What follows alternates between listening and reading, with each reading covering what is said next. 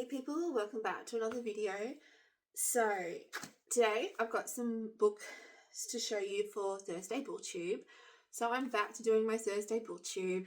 I just feel like a complete idiot because I was doing all these collabs and I was going one way with my channel, and then I freaked out and I was like, I have to niche down and I have to like do this a certain way, and then I just like freaked out about my channel. And then yeah, now I've decided, you know what, I was going to swear, but apparently not meant to swear on YouTube too much, but stuff it. I thought, I'm just going to be me. I'm just going to be real. This is my life. I can't be something I'm not, and it's too hard trying to be a certain way. You know, what's the cost? So this is just my life. This is what I do. This is what I read.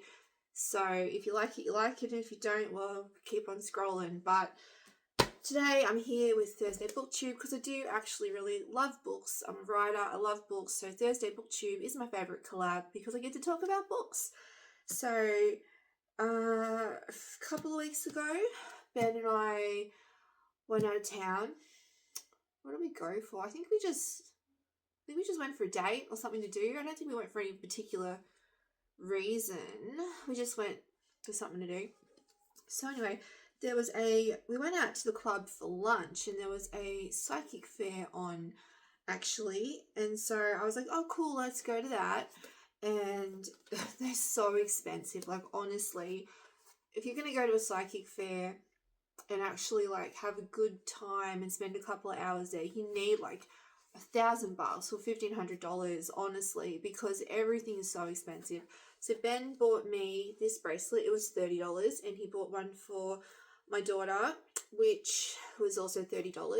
Hers was a calming one, and mine was a manifesting one.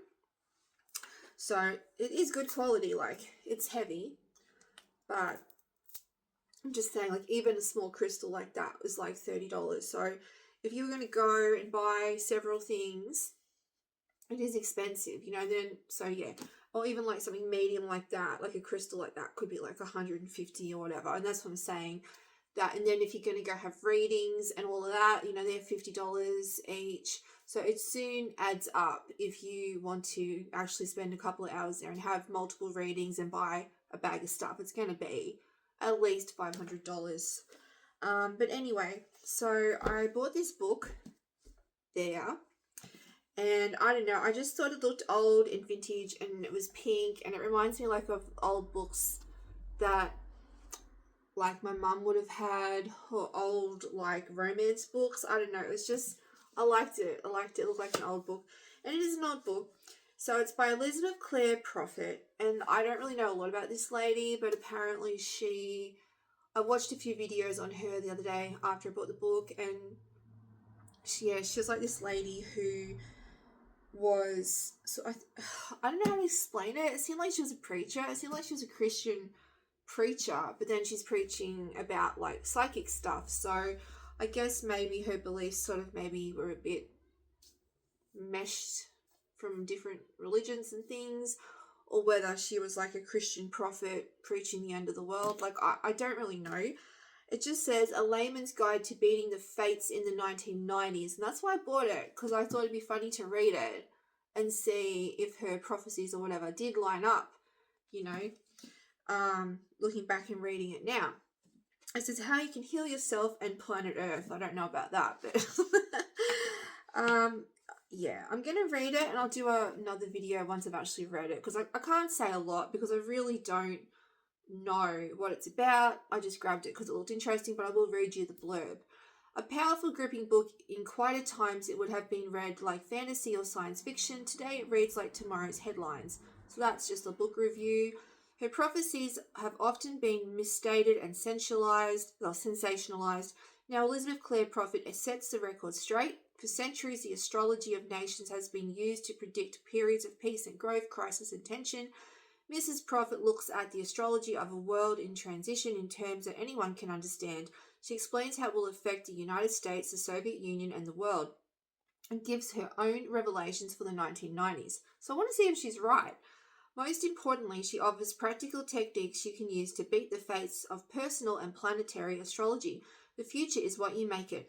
eye-opening chapter on the astrology of Iraq's invasion of Kuwait, special section on Canada's astrology, what's ahead for the world economy. So maybe she's from Canada because they've got this little special section on Canada. Anyway, that should be an interesting read. And then I got this book, The Book of Shadow Work. Unlock the True You, the must-have guide to inner healing and authenticity.